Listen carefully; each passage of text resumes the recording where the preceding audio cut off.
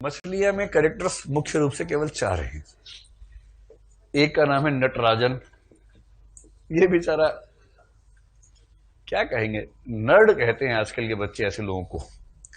आजकल के जो अंग्रेजी स्कूल के बच्चे हैं ना, जैसे हम तो हिंदी माध्यम वाले बच्चे रहे हैं, तो हिंदी माध्यम के बच्चे आपस में पढ़ाते, जैसे क्लास में एक बच्चा बहुत पढ़ने वाला है, उसको बाकी क्या बोलते हैं, पढ़ाकू। पढ़ाकू, हलाकू, डाकू, ऐसे होता है ना। तो ऐसे जो बहुत पढ़ने वाला बच्चा, उसका नाम होता है पढ़ाकू। तो आजकल पढ़ाकू को बोलते हैं नर्ड, कि हर समय पढ़ने में लगा रहता है, इससे कोई जिंदगी है ही नहीं इसकी, खाली किताब में घुसा रहता है, इसको ना पार्टी वार्टी से मतलब है, केवल पढ़ता है। तो उस तरह का नर्ड है एक ये नटराजन। एक दूसरा है, वो छिछोरा सम्राट है, उसका नाम है मनीष। मनीष आमतौर पर लिखते हैं पेट कटे वाले शब्द से, यानी कि इस वाले से, लेकिन इस कहानी में इसको इस तरह से लिखा गया है। दो स्त्रियां हैं, दो पुरुष हैं, तो दूसरियां भी आएंगी कहानी में। एक का नाम है तो विजय लक्ष्मी, पर उसका नाम चलता क्या है, विजी। तो वैसे इसका नाम क्या है, विजय लक्ष्मी। और दूसरी का नाम है मुक्की। तो मुक्की का पूरा नाम क्या है, नयनतारा मुखर्जी। अब ये मुखर्जी होता है कि मुखर्जी होता है पता नहीं, लेकिन बंगाल के लोग तो मुखर्जी ही बोलते हैं जनरली, यहाँ ख हो जाता है। चार कैरेक्टर्स हैं। इनमें से जो विजी है, इसको आप समझ लें कि जो बहुत ही गोलू किस्म के लोग होते हैं, इमोशनल्स, भावनाओं से भरे हुए, जैसे कामायनी की श्रद्धा। कामायनी पढ़ेंगे भी आप लोग आगे चलकर, नारी तुम केवल श्रद्धा हो, वो वाली। और मुकी बहुत रैशनल टाइप की है, कामायनी की इड़ा जैसी है, एकदम रैशनल। ये फैसले करेगी, अपना नफा नुकसान देखेगी, तराजू पे तौलेगी, कॉस्ट बेनिफिट, इसमें बेनिफिट है उसको चुन लेगी। और वो तो इमोशनल है, भला है बुरा है जैसा भी है, मेरा मनीष मेरा देवता है टाइप की उसकी ये थियरी है। तो मनीष छटा हुआ एक नंबर का, अमेरिका की कहानी है। नटराजन पढ़ते पढ़ते अमेरिका पहुंचा है, फेलोशिप ले रहा है, पीएचडी कर ली है, अभी ये वहां पर एक अच्छी नौकरी में आने वाला है, भारत जाएगा तो भी अच्छी नौकरी में रहेगा, तो वेल सेटल्ड नर्ड है, खूब पढ़ाकू टाइप का इंसान है, रोचक इंसान नहीं है। आप इसके साथ आधा घंटा बैठ के बोर हो जाएंगे, इतना इतना बोर किस्म का इंसान है, लेकिन भरोसेमंद है। धोखा दे ही नहीं सकता, चाहे तो भी नहीं दे सकता है, इतना विनम्र कह लीजिए, दब्बू कह लीजिए, बेसिकली दब्बू समझते हैं, सबमिसिव, डरपोक टाइप का आदमी। तो बेहद दब्बू, बेहद पढ़ाकू, बेहद सेंसिबल, बेहद डिपेंडेबल, जिसको हस्बैंड मटेरियल कहते हैं आमतौर पर ना, उस तरह का ये ये है बॉयफ्रेंड मटेरियल मनीष। स्मार्ट है, बाइक चलाता है, लंबी लंबी जुल्फे हैं, दिखता बहुत अच्छा है, सिगरेट ऐसे पीते छिल्ले बना बना के, तो उस पर लड़कियां मर मर जाती हैं, लेकिन भरोसा नहीं करती, ये भरोसे के लायक नहीं है।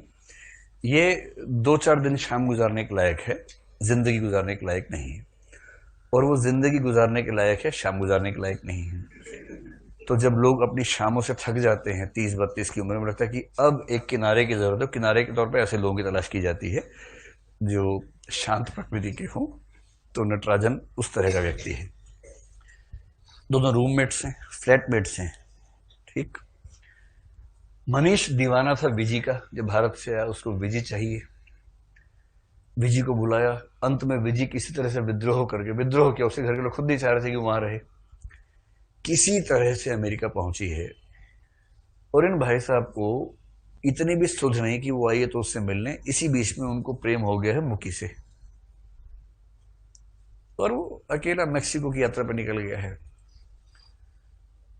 और नटराजन इससे बहुत दुखी है, नटराजन को विजी बहुत अच्छी लगती है, कह नहीं पाएगा जिंदगी भर ये उन लोगों में है जो कह के भी नहीं पाते हैं। ऐसे कुछ लोग होते हैं, उन्हीं के लिए 14 फरवरी का पवित्र दिन मनाया गया है, कि कम से कम उनको प्रेरित किया जाए कि भाई कह दो कह दो, कह दो, वरना वो जिंदगी भर मन में रखते हैं, और बाद में जब समझी समझन बनते हैं तब कहते हैं, अजब सी उलझन है सामने बैठी समझन है। उस दिन फिर वो गीत में, उस दिन चेहरे पे आता है कि अगर पहले कहा होता तो संधि समझन ना बनते। तो कुछ कुछ वैसा भय उसके मन में है। बहरहाल अब हुआ ये है कि जब विजी आई तो विजी ने पाया कि मनीष को छीन लिया है मुकी ने। मुकी स्मार्ट लड़की है, स्मार्ट का मतलब वो एकदम जो मोड बोलते हैं ना उसको, उसकी ड्रेसिंग सेंस से लेकर बोलने की शैली, वो उसकी जो शौक है, मॉडर्न आर्ट होगा, पेंटिंग, उस तरह के शौक हैं। स्मार्ट है, मतलब किसी पर छा जाने वाला व्यक्तित्व है। और ये एकदम घरेलू किस्म की लड़की है, सुंदर, कोमल और पवित्र भाव, उस तरह का व्यक्तित्व है। अब मनीष को ऐसी लड़की बहुत अपील नहीं करते, मतलब बहुत ही सिंपल और अनकॉम्प्लिकेटेड है। थोड़ा कॉम्प्लिकेशन तो लाइफ में होना चाहिए, ये तो बहुत ही अनकॉम्प्लिकेटेड है। दास से भाव से रहती है मनीष के साथ। मनीष इतना भी कहते पानी, रुको रुको पानी लेके आते, पानी गर्म करके लाई लो, पानी पी लो, तो समझ नहीं आता कि ये प्रेमिका है कि नौकरानी है, उस तरह का भाव बनता है मन में। इतनी सिंपल लड़की उसको पसंद नहीं है। और मनीष दिल का आवारा है, उसको मुकी पसंद आ गई, और मुकी पे भी स्थिर हो गया ऐसा नहीं है, वो और आगे बढ़ जाता है। वो पृथ्वीराज चौहान है अपने समय का, उसे कहीं रुकने का मन थोड़ा ना करता है, आगे बढ़ जाता है। तो विजी वहां गई, नौकरी करने लगी। उसको मनीष से प्रेम था। नटराजन को बहुत प्रेम है विजी से। एक जगह लिखा भी है कि विजी के निकट होने मात्र से उसके भीतर जो प्रतिक्रियाएं होती थी वो मुकी की मौजूदगी में कभी नहीं होती। कह ही नहीं पाया कभी। एक बार हल्का सा हिंट दिया उसने विजय को, और विजय ने फुफकारते हुए मना कर दिया, क्योंकि उस समय मनीष से ताजा ताजा जख्म मिला था, तो वो भी उस भाव से मुक्त नहीं हो पा रही थी। और जैसे ही नटराजन ने हल्का संकेत किया, विजय बोले खबरदार नटराजन, इसके आगे बोले तो। वो उसके बाद फिर बोला ही नहीं जीवन में कभी, क्योंकि उसकी तो क्या आपकी भाषा में क्या बोले, हवा टाइट हो गई बेचारे की। उसको लगा कि अगली बार कुछ मुंह से निकल गया, मारते मारते पता नहीं कहाँ छोड़ के आएगी। उसकी हिम्मत ही नहीं है। और ये अंदर अंदर क्या चाह रही है कि अब बोल दे तो ठीक है। बड़ी गुत्थम गुत्था टाइप का मामला है इसमें। पहले डांट दिया है, उसके बाद मन में ये कि अब बोल दे कुछ दिनों के बाद, और उसकी हिम्मत नहीं पड़ रही बेचारे की। अब क्योंकि उसको लग रहा है कि यहां से स्थायी विराम हो चुका है, पूर्ण विराम हो गया था एक ही बार में। अगर कोमा होता, डैश होता, तो स्कोप बनता, पूर्ण विराम था पूरा। अब ये अकेला क्या करे। उधर मनीष के जाने के बाद से मुकी भी बेरोजगार है, उसको भी रोजगार की तलाश है। तो रोजगार के तौर पर अब एक ही बचा नटराजन, और वो स्थायी नौकरी और फेलोशिप और पीएचडी और पढ़ा लिखा सब कुछ है। तो मुकी ने नटराजन को मैनेज कर लिया है। नटराजन ने उसको किया कि उसने इसको किया पता नहीं, लेकिन दोनों को लगा कि अब जिंदगी को सेट कर लेते हैं। 34 साल का हो ही गया है, बिना यूपीएससी दिए 34 साल का हो गया। देखिए, यूपीएससी वाले बच्चे आमतौर पर इस उम्र में शादी करते हैं, बिना यूपीएससी वाले भी करते हैं इस उम्र में कभी कभी, नटराजन जैसे लोग। अब आज नटराजन बताने आया है विजी को कि हमारी शादी होने वाली है। और जैसे ही विजी को पता लगा, उसको लगा कि दूसरी बार उससे कुछ छीन लिया है मुक्की ने। जिस जिसको चाहा सब कुछ छीन लिया। और व्यक्ति कितना ही विनम्र देखे, उसके अंदर जो भाव आते हैं ना, मछलियां वही है। बड़ी मछली छोटी मछली को खा जाती है, और कह भी रही है उससे। उसने पूछा वॉशिंगटन में कैसा लगा, बोली वहां एक नाटक देखा था, बड़ी मछली छोटी मछली, उसमें बड़ी मछली छोटी मछली को खा जाती है। कभी कभी सोचती हूँ कि क्या छोटी मछली पलटकर वार भी नहीं कर सकती। फिर बोली अच्छा रहने दो, तुम नहीं समझोगे, इतना बोल के चुप हो गई। पर वो इस कहानी का बीज वाक्य है कि छोटी मछली एक वार तो करेगी करेगी, क्योंकि छोटी मछली विजय खुद है, बड़ी मछली मुकी है। और बड़ी मछली बार बार छोटी मछली को खा रही है। तो सोचती हूं कि क्या छोटी मछली पलटकर वार भी नहीं कर सकती। ये उसका मन है। उसका मन करता है कि मुकी का मुंह नोच ले, उसका मन करता है कि मुकी को उसके फ्लैट में आग लगा दे, धुआं निकले, और उस धुएं से तड़पती हुई मुकी चीखे चिल्लाए, और उसके चिल्लाने से उसकी आत्मा को शांति मिले। उसका मन ये करता है। जब जब मुकी के बारे में सोचते फिर प्रतीक क्या आता है, और चाय का पानी उबलने लगा। चल रही बात मुकी की, और चाय का पानी उबलने लगा। क्या उबल रहा है? इमोशन से उबल रहे हैं, गुस्सा आ रहा है। खैर नटराजन चला गया। जब से इसको पता लगा कि शादी हो रही है, इसको चैन नहीं पड़ रहा कि इतना भी सीधा होना ठीक नहीं है कि जब देखो जो देखो वैसे यूज कर लेता है। तो विजी जैसी भोली भाई लड़की अंत में एक गेम प्लान करती है। और उस गेम का मुख्य उद्देश्य वही है कि छोटी मछली पलटकर जवाब तो दे। तो वो नटराजन के पास गई और नटराजन से उसने कहा कि सोचती हूँ कि भारत ही चली जाऊं, अपने लोग अपने ही होते हैं। तो उसने कहा, मतलब वो तो हमेशा इस भाव में रहता है कि मैं तुम्हारे लिए क्या कर दूं, और तुमने एक बार हल्का सा हिंट दिया होता ना कि अब तुम हाँ करने के मूड में हो, तो मैं तो सड़क पे ही लेट जाता कि प्लीज हाँ, मैं तो ऐसे कर देता। पर हिंट नहीं दिया, और वो नर्ड आदमी, उसको किताब के अलावा समझ में नहीं आता है। वो जो नायक होता है ना, किताबें बहुत सी पढ़ी होंगी तुमने, वो उस तरह का नायक है, किताबें पढ़ी हैं, चेहरा नहीं पढ़ा किसी का ठीक से। अब इसको लग रहा है कि मैं क्या ना कर दूं इसके लिए। उसने कहा नहीं, तुम निश्चिंत होके जाओ, और मेरी कोई मदद चाहिए तो मैं हमेशा तुम्हारे साथ हूं। उसको भी पता है कि मुकी को इस बात से दिक्कत है कि मैं विजय से मिलता हूं, तो वो भी चाह रहा है कि ये कहीं जाके सेटल हो जाए ठीक से, मैं इसकी मदद कर दूं, मेरे दिल पे बोझ ना रहे।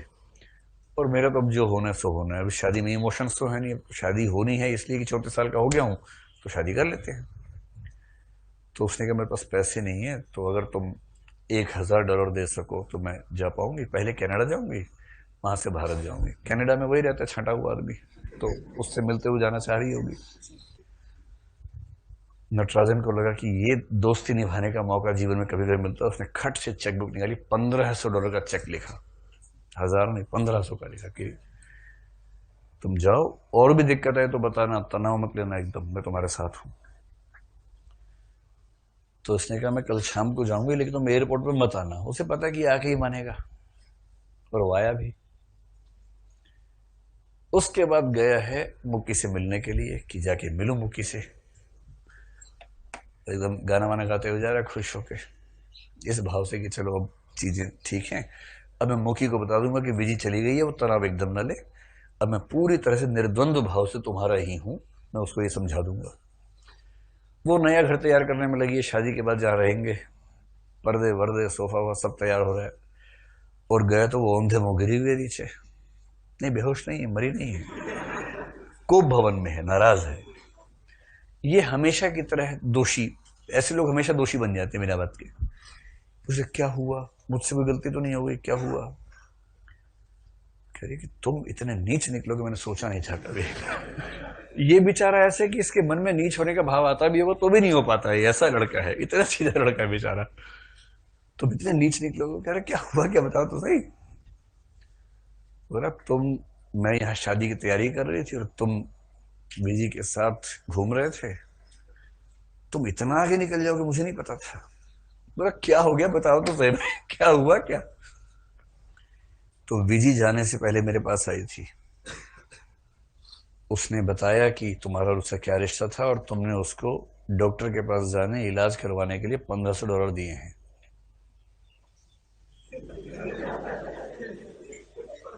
तुम इतना आगे चले जाओगे मैं कभी नहीं सोच सकती थी। इतना ही लिखे, अब आप इसके इंटरप्रिटेशन करते हैं, ये आपको सोचना है ना। नई कहानी इंटरप्रिटेशन का पूरा स्कोप देती है आपको कि आप इसका क्या मतलब निकाल। लेकिन कॉमन सेंस से एक ही मतलब निकलता है कि वो गर्भवती हो गई थी, गर्भपात करवाने के लिए, अपनी हेल्थ को ठीक करने के लिए उसने पैसे दिए हैं। और उसने मुझे बताया कि तुम्हारे उसके रिश्ते कैसे हैं, अब ये शादी नहीं हो सकती। वो कह रहे अरे सुन तो लो मेरी बात। कह रहे नो, ये लीना है, लीना फैसला करती है तुरंत। और सामने वाला कौन है बेचारा, किशोर, फैसला नहीं कर पाएगा, ये फैसला करे तुरंत। नो वे, गेट अवे, अब ये शादी नहीं हो सकती, एकदम गेट अवे, अब ये शादी नहीं हो सकती। वो नाराज है, और नटराजन इंतजार कर रहे हैं कि जब इसका मूड ठीक होगा तब मैं फिर से माफी मांगूंगा, शायद ये मेरी बात समझ पाए। वो माफी मांगने की तैयारी कर रहा है कि मैं माफी फिर से मांगूंगा, और मुझे उम्मीद है कि 3-4 बार में बात बन ही जाएगी। इस बिंदु पे कहानी खत्म।